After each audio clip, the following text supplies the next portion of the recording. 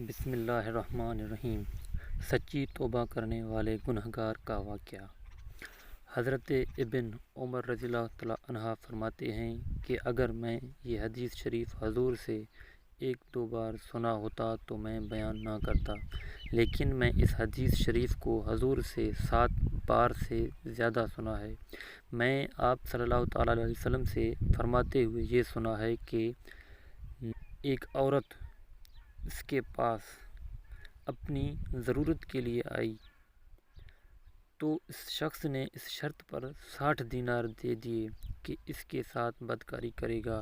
جب یہ شخص بدکاری کے لیے اس عورت پر بیٹھنے لگا تو عورت کانپتی ہوئی رونے لگی۔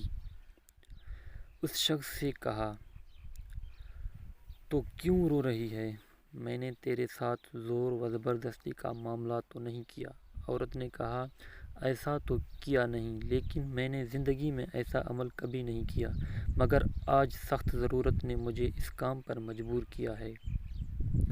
عورت کی بات سن کر کفل پر زبردست اثر ہوا اور یہ کہہ کر عورت کو چھوڑ دیا کہ اب میں اللہ کی نافرمانی کبھی نہیں کروں گا۔